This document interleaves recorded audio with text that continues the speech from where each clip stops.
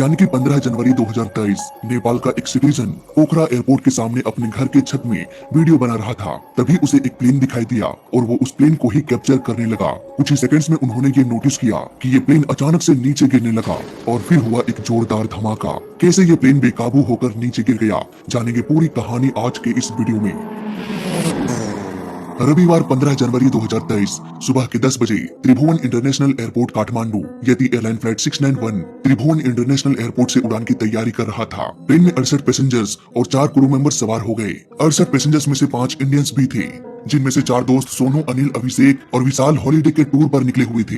वहीं संजय जायसवाल नाम का एक शख्स अपने भांजे के जन्म की खुशी में बहन के घर पोखरा जा रहे थे। इसके अलावा ज्यादातर लोग नेपाल से ही थे। धीरे धीरे प्लेन रनवे पर रन करते हुए टेक ऑफ के लिए निकल पड़ा। प्लेन को सीनियर कैप्टन मिस्टर कमल और लेडी को पायलट अंजू उड़ा रही थी। ये उनकी लास्ट फ्लाइट थी एज अ को पायलट। इसके बाद वो कैप्टन बनने वाली थी। बताया जा रहा है कि इनके हस्बैंड भी एक पायलट थे जो यति एयरलाइन में ही फ्लाइट उड़ाया करते थे। कुछ सालों पहले उनका प्लेन भी क्रैश हो गया और हादसे में उनके पति की भी मौत हो गई। मौसम बिल्कुल साफ था। ऊंचे ऊंचे पर्वतों के बीच से ये प्लेन मजे से उड़ता जा रहा था। इस प्लेन को घंटे उड़ान भर के पोखरा इंटरनेशनल एयरपोर्ट में लैंड करना था। ये पोखरा इंटरनेशनल एयरपोर्ट कहाँ है? ये है नेपाल में। अगर हम मैप में देखें तो यहाँ पर हमें 2 एयरपोर्ट देखने को मिल जाएगा। ये है पोखरा डोमेस्टिक एयरपोर्ट, यानी कि यहाँ पर सिर्फ लोकल प्लेन्स ही टेक ऑफ और लैंडिंग किया करते थे। 15 दिन पहले ही 1 जनवरी को नए साल के शुभ अवसर पर पोखरा डोमेस्टिक एयरपोर्ट को बंद करके 3 किलोमीटर दूर एक नए इंटरनेशनल एयरपोर्ट से रिप्लेस कर दिया गया और इस तरह से पोखरा डोमेस्टिक एयरपोर्ट पोखरा इंटरनेशनल एयरपोर्ट में बदल गया। फ्लाइट 691 को यही इसी एयरपोर्ट की रनवे नंबर 30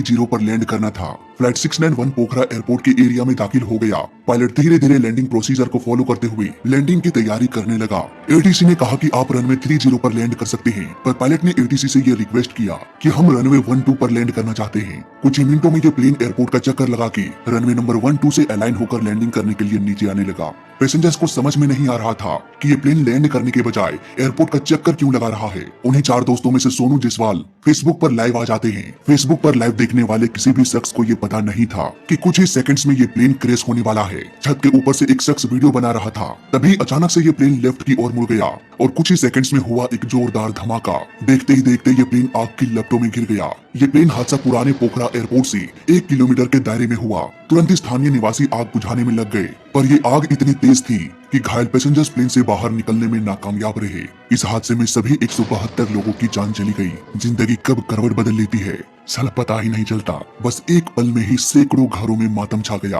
आखिर ये हादसा कैसे हुआ, इसकी छानबीन करने के लिए मैंने फ्लाइट रडार 24 की ओर रुख किया, पर इसके रडार में कुछ एरर थी। ये ठीक से रिकॉर्ड नहीं कर पाया। इतने में मुझे लोगों ने वो रिकॉर्डिंग सेंड किया जो किसी ने अपने घर के छत से बनाया था। इस रिकॉर्डिंग में हम देख सकते हैं कि ये प्लेन ऑलमोस्ट नीचे आ चुका है और लैंडिंग करने के लिए आगे बढ़ रहा है। फिर ये लेफ्ट की ओर रोल हो गया। इसके बाद ये क्रैश हो गया। यहाँ पर सबसे बड़ा सवाल यही आता है कि सब कुछ तो नॉर्मल चल रहा था, अचानक से ये प्लेन लेफ्ट की ओर रोल क्यों हो गया? दोस्तों, यहाँ पर इसकी एक पॉसिबिलिटी हो सकती है सिंगल इंजन फेलियर। प्लेन का दोनों इंजन प्लेन को आगे की ओर धकेलता है। ऐसे में अगर एक इंजन बंद हो जाए तब ऐसा होता है कि प्लेन को एक तरफा फोर्स का सामना करना पड़ता है और ये फोर्स प्लेन को रोल भी करा सकता है। एविएशन की लैंग्वेज में हम इसे VMC रोल कहते हैं। हो सकता है सिंगल इंजन फेलियर के कारण ये प्लेन लेफ्ट की ओर मुड़ गया, पर इसकी पॉसिबिलिटी मुझे बहुत कम लगती है, क्योंकि अचानक से इंजन फेलियर ठीक उसी समय हो जाए